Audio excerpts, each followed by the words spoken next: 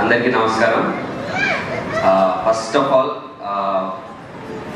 మేము యాక్చువల్లీ 1 వీక్లోనే ఆయన movie release కూడా ఉంది June 7th మనమే. అలాంటి సిచ్యువేషన్లో ఇక్కడికి వచ్చి అంటే జస్ట్ 1 వీక్ తేడా ఉన్నప్పుడు జనరల్లీ ఇంకో హీరో ఫంక్షన్కి ఒక జరుగుతుంది. జనరల్లీ 1 వీకే గ్యాప్ ఉన్నప్పుడు ఇంకొక వేరే మూవీ ఫంక్షన్కి వచ్చి చేయడం అది జనరల్లీ అవ్వదు. బట్ మీకు యూవీ క్రియేషన్స్ కానీ ప్రశాంత్ కానీ కొంచెం నేను కూడా స్పెషల్ కాబట్టే మీరు ఇది చేశారు. Thank you so much. Stage మీద ఉన్నా కాబట్టి అన్నానే అంటాను, పక్కన ఉన్నప్పుడు స్వామి అనాలి ఇప్పుడు. బట్ యా మీరు అది కూడా ఇలా మాలలో రావడం మా దగ్గరికి మీ పాజిటివ్ ఆరా కానీ మీ బ్లెస్సింగ్స్ కానీ స్వామి గారి రూపంలో చాలా మా మూవీకి చాలా పెద్ద బూస్ట్ ఇచ్చాయి. అండ్ లైక్ ఆల్వేస్ మీ journey it's a very big inspiration. It's was not an overnight startup. మీకు right from doing small role in Shankar Dada నుంచి ఫ్రెండ్స్ రోల్ చేసి తర్వాత హీరోలాగా చేసి రణరాజారంతో పెద్ద బ్రేక్ వచ్చి అక్కడి నుంచి ఈ రోజు వరకు హిట్స్ వచ్చిన బ్లాగ్స్ వచ్చిన your graph was always up and that shows your determination.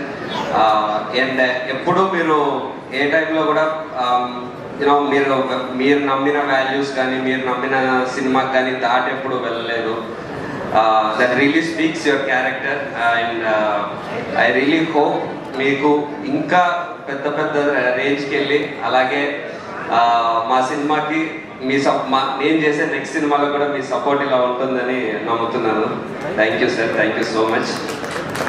And ఇక్కడికి వచ్చిన మమ్మల్ని బ్లెస్ చేయడానికి వచ్చిన డైరెక్టర్స్ అందరికీ, వశిష్ఠ్ గారు, గాంధీ గారు, మహేష్ బాబు గారు, and all the directors who came here to bless us, thank you, thanks a lot. And Kotagiri Venkateshwara garu, thank you so much sir. Me support ఈ సినిమాకి ఎంత ఉంటుందో నాకు తెలుసు. Thank you so much. And first మా teaser, మా first look super star Mahesh గారు launch చేశారు. దెన్ టీజర్ ఆయనే దగ్గరుండి ఆంజనేయ స్వామి విగ్రహం ముందు ఆ చిరంజీవి ముందు ఈ చిరంజీవి మాకు బ్లెస్సింగ్స్ ఇచ్చారు. అక్కడే మాకు సక్సెస్ స్టార్ట్ అయిపోయింది. దెన్ ప్రభాస్ అన్న కూడా మా ట్రైలర్కి సపోర్ట్ చేశారు. అండ్ ఆయన జాగ్వార్ కార్ కార్ జాగ్వార్ కూడా ఇచ్చారు మాకు సినిమా షూటింగ్కి. So ya I thank all the fans of all the heroes support చేస్తూ వచ్చినందుకు. అండ్ యూవీ క్రియేషన్స్, ఈ బ్యానర్ నుంచి ఏ హీరోకి కాల్ వచ్చినా that call would be very happy call. Because వాళ్ళు చేసిన టైప్ ఆఫ్ వర్క్ కానీ అంటే not just doing big films, young టాలెంట్ని ఎంకరేజ్ చేయడం కానీ యాక్టర్స్కి బిగ్ బ్రేక్స్ ఇవ్వడం కానీ హీరోస్కి. So UV Creations more than వాళ్ళు చేసిన వర్క్ కానీ వాళ్ళు చేసిన సినిమాల కంటే ఎక్కువ the kind of respect that they show. నిజం చెప్పాలంటే ప్రభాస్ గారికి బ్యానర్లో నాలాంటి హీరోకి సేమ్ లెవెల్ ఆఫ్ రెస్పెక్ట్ ఉంటుంది. ఆ రెస్పెక్ట్ అన్నిటికంటే గొప్పది. సో ప్రమోద్ గారికి, వంశీ గారికి, విక్కీ గారికి thank you so much from the bottom of the heart and all the UV creations team. And ఈ సినిమా గురించి, మా భజే వాయువేగం గురించి ఫస్ట్ చెప్పాలంటే అందరికంటే ఫస్ట్ చెప్పాల్సింది మా టెక్నీషియన్స్ గురించి. మా ఎడిటర్ సత్య నాకంటే ప్రశాంత్ కంటే కూడా ఈ సినిమాని ఇంకా ఎక్కువ తన సినిమా అని అనుకున్నాడు. అండ్ మా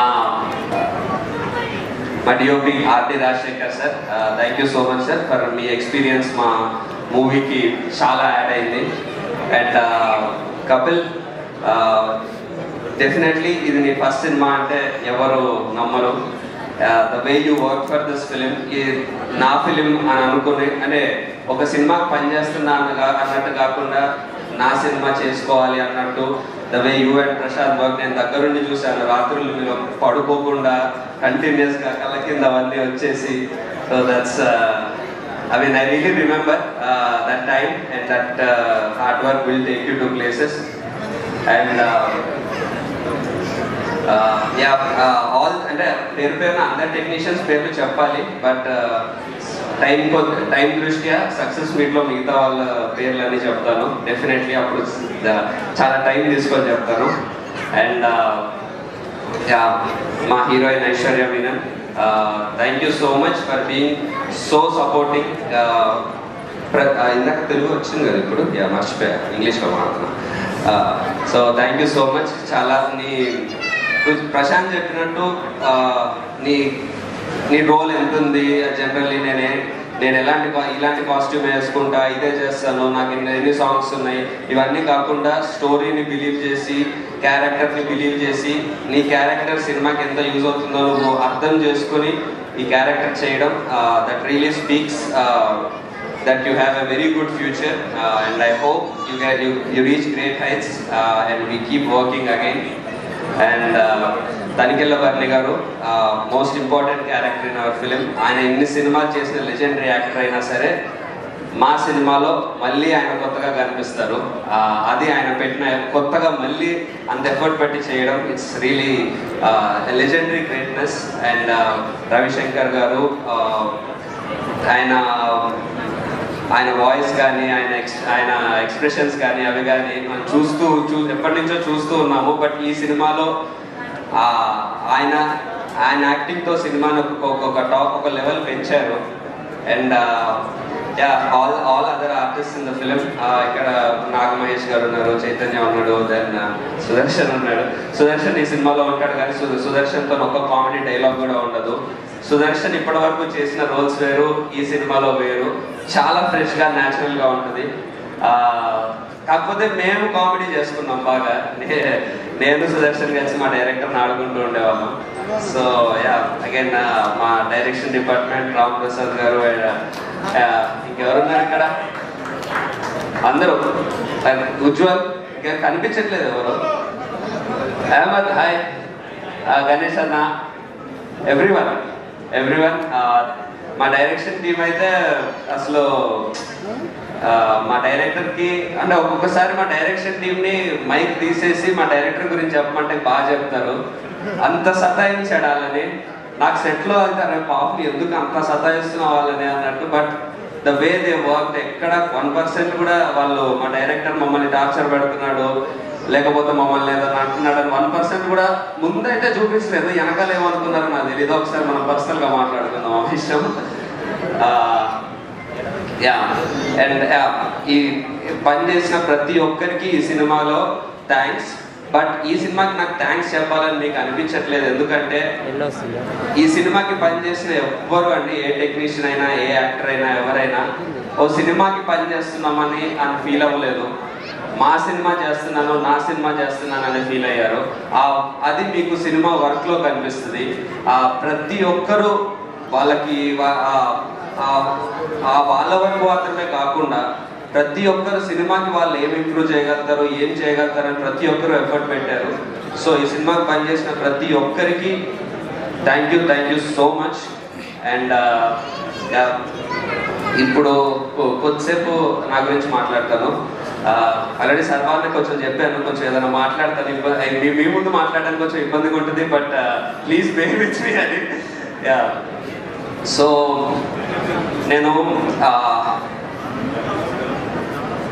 RX100 వచ్చి ఇప్పటికీ 6 years అవుతుంది. నేను సినిమాల్లోకి వచ్చింది, నేను యాక్టర్ అవుదాం అనుకుంది, నాకు అసలు నేను అసలు హీరో అవుదాము అన్న థాట్ స్టార్ట్ అయింది నేను ఒక కైండ్ ఆఫ్ సినిమా చూసి, నేను ఒక కైండ్ ఆఫ్ హీరోస్ని చూసి, నేను చూసిన కైండ్ ఆఫ్ ఆర్ ఇన్ఫ్యాక్ట్ హీరోసే అనుకుందాం, నేను చూసిన కైండ్ ఆఫ్ హీరోస్కి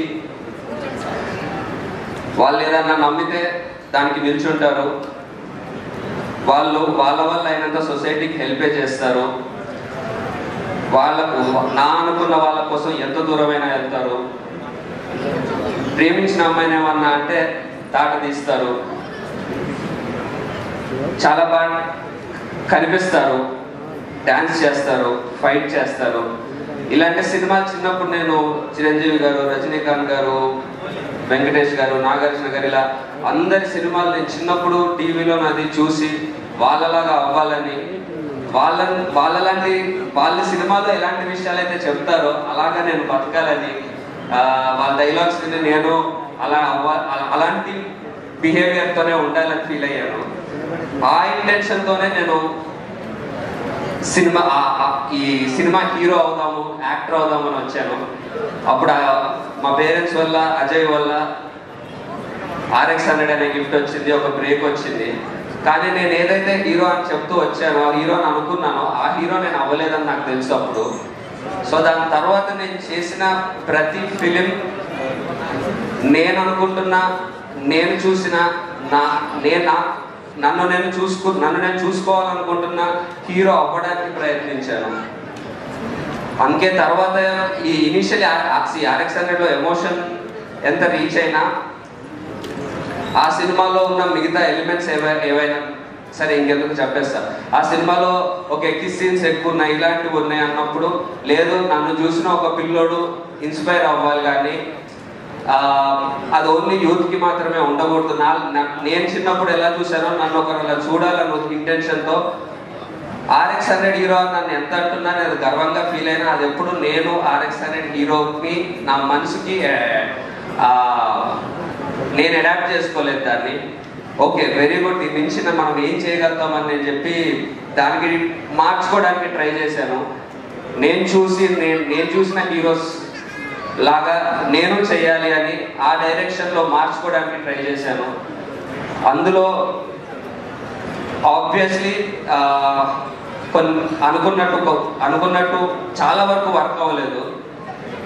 కానీ నేను నమ్ముకున్న, నేను అవుదాం అనుకున్న, నేను చూసిన సినిమానే చేద్దామని దానికే స్టిక్ అయి ఉన్నాను. ఎందుకంటే నాకు అది తప్పితే వేరేలాగా చేయడం రాదు, అది అవుదామని వచ్చాను కాబట్టి. నేను అలాంటి ఆ జర్నీలో నాకు ఎవరన్నా ఫ్లాప్స్ ఉన్నాయనన్నా, ఇంకోటి ఉన్నాయనన్నా ఏ రోజు దానికి భయపడలేదు, ఏ రోజు దానికి నేనేదో బాధపడలేదు. బట్ నేను అది చేస్తున్న ప్రాసెస్లో నాకు ఫ్లాప్స్ వచ్చినా ఏమొచ్చినా నన్ను నమ్మిన ఫస్ట్ నా డైరెక్టర్స్ అందరికీ, నేను అనుకుంటున్న కథ నన్ను తీసుకొచ్చిన డైరెక్టర్స్ అందరికీ పేరు పేరున థ్యాంక్ యూ. హిప్పీ తీసిన TN కృష్ణ గారు, గుణ తీసిన అర్జున్ జంధ్యాల గారు, 90 ml తీసిన శేఖర్ రెడ్డి గారు, చౌకపూర్ చల్లగా తీసిన కౌశిక్, రాజా విక్రమార్క తీసిన శ్రీ, అండ్ రీసెంట్గా హిట్ ఇచ్చిన క్లాక్స్ అందరికీ. ఎందుకంటే ఈ జర్నీ చుట్టూ అందరూ ఏం చెప్తున్నా, ఏం చేయాలని చెప్తున్నా నేను స్టిక్ అయి ఉన్నందుకు మీరు నాకు సపోర్ట్ చేశారు. అలాగే నా సక్సెస్ని పట్టించుకోకుండా నాకు సపోర్ట్ చేస్తూ నన్ను ఎంకరేజ్ చేస్తున్న ఆడియన్స్ ఉన్నారు. వాళ్ళందరికీ పేరు పేరున థ్యాంక్స్. బికాస్ మీరు ఆ రే ఆఫ్ హోప్ నాకు చూపించబట్టే నేను అదే పాత్కి స్టిక్ అయి ఉండగలిగాను. ఏ రోజు ఎలా కనిపిస్తున్నానో అని చూశాను, కానీ ఎంత కనిపిస్తున్నానో అని చూడలేదు. ఈ ప్రాసెస్లో అలా మనం అనుకుంటున్న స్టేజ్కి వెళ్ళగలుగుతామా లేదా, సక్సెస్లో మనం అనుకున్నట్టు రావట్లేదు అన్న సిచ్యువేషన్లో నేను ఒక దగ్గర అలా నిల్చొని ఉన్నప్పుడు, ముందు పార్ట్ పెద్దగా ఉంది, ఎట్టెళ్ళాలో తెలియదు అన్నప్పుడు నేను నమ్ముకున్న నా టైప్ ఆఫ్ సినిమానే నా దగ్గరికి ప్రశాంత్ని పంపించింది. నన్ను చేయి పట్టుకొని ఒక అడుగు ముందుకే ఇస్తున్నాడు. అండ్ ప్రశాంత్ ఈ సినిమాకి అంత చేశాడు, ఇంత చేశాడు, ఇవన్నీ అయితే నేను చెప్పలేను. ఎందుకంటే ప్రశాంత్ వర్క్ గురించి ప్రాపర్గా ఎక్స్ప్లెయిన్ చేయగలిగేంత వర్క్ నాకు లేదు. కాబట్టి మనం నమ్ముకున్న ఒక వేలో దానికే స్టక్ అయి ఉండి నిల్చొని ముందుకెళ్తూ ఉన్నప్పుడు ఎన్ని ఛాలెంజెస్ వచ్చినా దానికే స్టక్ అయి ఉండాలి అన్న మోటివేషన్ కానీ, ఆ పట్టుదల కానీ నాకు 100 times అంటే నాకున్న దానికంటే 100 times ఎక్కువ హార్డ్ వర్కింగ్ కానీ అవన్నీ నాకు ప్రశాంత్లో కనిపించినప్పుడు నాకు అర్థమైంది ఏంటంటే ఓకే, మనం ఈ వేలోనే ఉన్నాం కాబట్టే మనకి ఇట్లాంటి ఒక హెల్ప్ అనను, ఇట్లాంటి ఒక ప్రశాంత్ ద్వారా ఒక వే దొరికింది. సో నేను థ్యాంక్స్ అట్లాంటివి ఏం చెప్పను, నీకు థ్యాంక్స్ చెప్పేది మొక్క.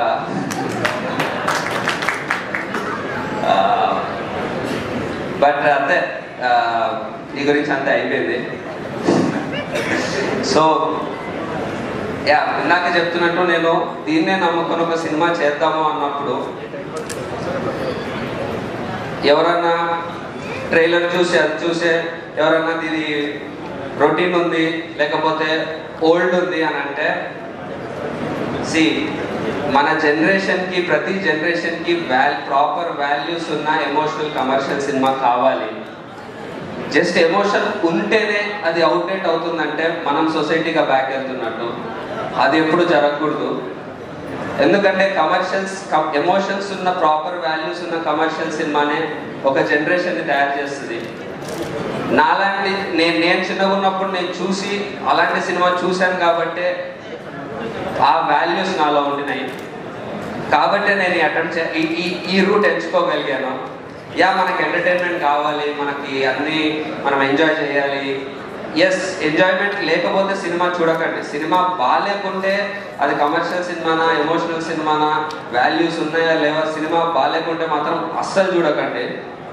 కానీ సినిమా చూడకముందే అసలు అందులో ఎమోషనల్ పార్ట్ ఉంది అని అంటే అరే ఇదేదో ఓల్డ్ అని ఆ ఫేజ్కి అయితే వెళ్ళకండి. దట్ ఈస్ చాలా డేంజర్ సినిమాకి కానీ సొసైటీకి కానీ. ఇది అంటే నేను చెప్పేంత స్థాయి ఆర్ ఏజ్ నాకు లేదు, బట్ రీసెంట్ టైమ్స్లో నేను విన్నది అవన్నిటి వల్ల నేను మాట్లాడేస్తున్నాను, తప్పుంటే క్షమించండి. అండ్ నేను జనరలీ నేను ఎక్కువ ప్రమోట్ అంటే నన్ను నేను ఒకలాగా ఎక్కువ చెప్పుకోని నా గురించి అది ఇదని అంటారు, మంచోడిని అంటారు. బట్ అది యాక్చువల్లీ నా మంచితనం కాదు, నేను నాలాగే ఉంటా అనే నా మొండితనం. అది దానికే స్టిక్ అయి ఉండాలని. సక్సెస్ వచ్చిన ఇందులోనే, వెనకడుగు వేసిన ఈ రూట్లోనే, ఎంత ఏమిచ్చిన లైఫ్ ఇదే. ఎందుకంటే నా parents my parents own school, వాళ్ళొక స్కూల్ పెట్టి ఎంతోమంది పిల్లలకి చదువు చెప్పి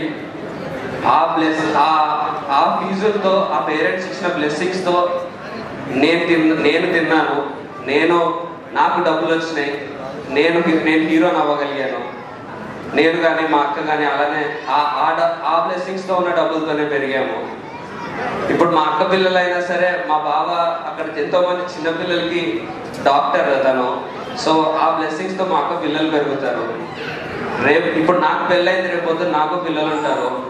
వాళ్ళు కంపల్సరీ నేను నమ్ముకొని ఒక సొసైటీకి హెల్ప్ఫుల్ అయ్యే థింగ్, ఒక నిజాయితీగా పనిచేసిన థింగ్తోనే రేపు పొద్దున్న పిల్లలు ఉంటే నేను వాళ్ళకి ఫుడ్ పెట్టాలి. ఈ రీజన్కైనా సరే నేను ఇదే చేస్తాను. బికాస్ ఒకవేళ నేను చెయ్యలేకపోయినా మా పేరెంట్స్ ఉన్నారు, నేను బతికేస్తా. బట్ ఇదే చేస్తా, ఈ వేనే ఫాలో అవుతా. ఇది నేను యాక్చువల్లీ సక్సెస్ మీట్లో చెప్దాం అనుకున్నాను. బట్ సక్సెస్ తర్వాత వీడికి పొగరెక్కిపోయింది కాబట్టి ఇట్లా మాట్లాడతారని అనుకుంటారని సక్సెస్కి 2 రోజుల ముందు చెప్తున్నాను.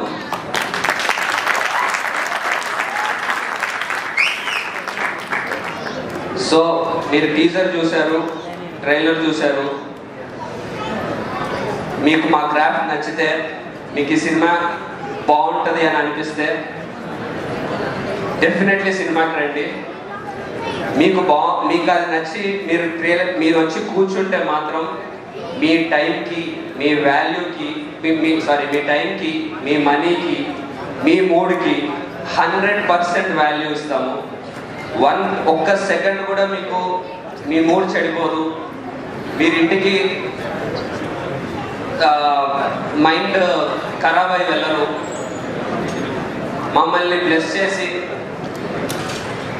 మాకు ఒక భరోసా ఇచ్చేస్తారు డెఫినెట్లీ. సో మీకు అంత రెస్పెక్ట్ ఇచ్చి మేము సినిమా చేసాము, ఆ రెస్పెక్ట్ మీ నుంచి కోరుకుంటున్నాము అంతే. So yeah, May 31st Bhaje Vaayuvegam in theatres. May 31st తర్వాత మనందరికీ లైఫ్ మారబోతుంది. మనందరికంటే మన టీం అందరికి. శర్వాన్ ఉంది నాకు కొంచెం ఇబ్బందిగా ఉంది అందుకే ఇలాంటి మాటలు మాట్లాడడానికి.